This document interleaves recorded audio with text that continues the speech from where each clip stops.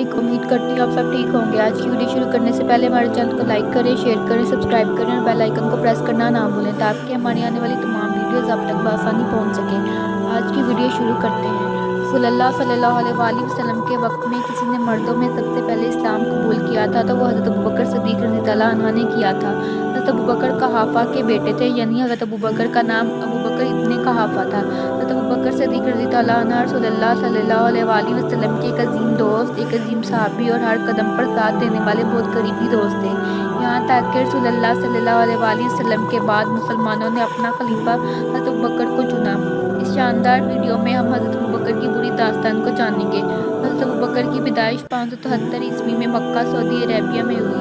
हज़रत अबू बकर का असली नाम अब्दुल्ला इब्ने कहाफ़ा था। हज़रत अबू बकर की बेटी हज़रत आयशा रज़ियल्लाहु अन्हा का निकाह हमारे प्यारे नबी रसूलुल्लाह सल्लल्लाहु अलैहि वसल्लम के साथ हुआ था। यहाँ तक कि हज़रत अबू बकर उन चंद सहाबी में से थे जिन्हें रसूलुल्लाह सल्लल्लाहु अलैहि वसल्लम ने जन्नत की बिशारत दे दी थी। हज़रत अबू बकर कोई अमीर सहाबी नहीं थे, लेकिन इसके बावजूद हज़रत अबू बकर ने हज़रत बिलाल को आज़ाद करवाया, अबू फकी को खरीदा और आज़ाद कर दिया। चाहे गुलाम है और करीब हैं जो रसूलुल्लाह सल्लल्लाहु अलैहि वसल्लम पर ईमान लाए, और ये वो हैं जिन्हें हज़रत अबू बकर सिद्दीक़ ने आज़ाद करवाया। इसके बाद हज़रत अबू बकर के पास इतने दिनार नहीं बचे थे, और जब हिजरत का वक्त आया तो जो भी दौलत थी हज़रत अबू बकर रसूलुल्लाह सल्लल्लाहु अलैहि वसल्लम के पास दे गए और घर में कुछ भी नहीं बचा। जबकि हज़रत कहाफ़ा जो कि हज़रत अबू बकर के वालिद हैं वो नबीना हैं और वो अब तक ईमान नहीं लाए थे। घर में हज़रत अबू बकर की बेटियां हैं और कुछ नहीं बचा। घर में ये सुनने के बाद हज़रत कहाफ़ा बड़े गुस्से में आए और अपने पोतियों से पूछा कि हज़रत अबू बकर घर में कुछ छोड़ भी गए हैं या नहीं, और ये कि हज़रत अबू बकर रत्ती भर भी दौलत नहीं छोड़ कर गए थे घर वालों के लिए, ताकि मैं रसूलुल्लाह सल्लल्लाहु अलैहि वसल्लम के साथ जा रहा हूँ और किस वक्त क्या ज़रूरत पड़ जाए। और जब ग़ज़वा तबूक का वक्त आया, ये वाक़या तो बहुत मशहूर है। हज़रत उमर फरमाते हैं, इत्तेफाक से उस वक्त मेरे पास काफ़ी दौलत मौजूद थी। हज़रत उमर ने सोचा कि इस बार मैं हज़रत अबू बकर से आगे निकल जाऊंगा। हज़रत उमर फरमाते हैं, मेरे पास जितनी भी दौलत थी मैंने उसके 2 हिस्से कर दिए। एक हिस्सा मैंने अपने घर में रखा और दूसरा मैंने हुज़ूर अकरम सल्लल्लाहु अलैहि वसल्लम की खिदमत में पेश कर दिया। रसूलुल्लाह सल्लल्लाहु अलैहि वसल्लम ने हज़रत उमर से पूछा कि ऐ उमर, घर वालों के लिए कुछ छोड़ा है?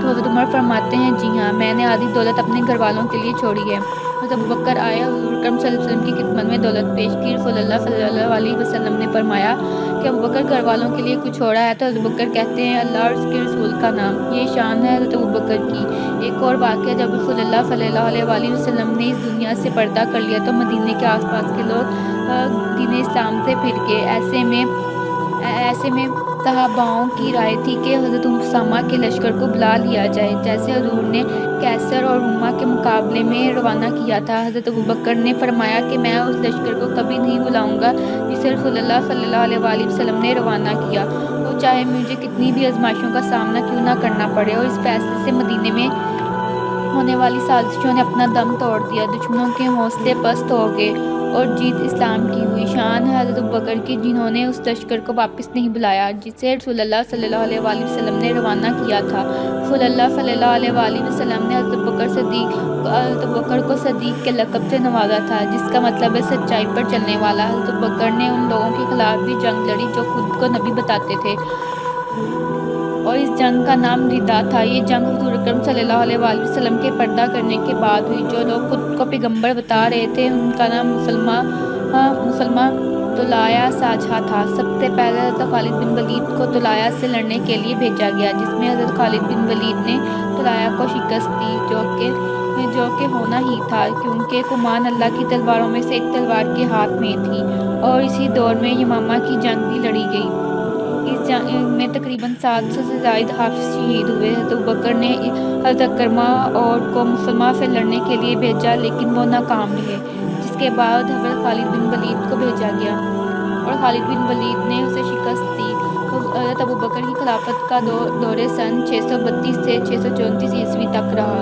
हज़रत अबू बकर ने ईमान लाने से पहले कभी भी बुतों को सजदा नहीं किया था और ना ही कभी शराब को हाथ लगाया था।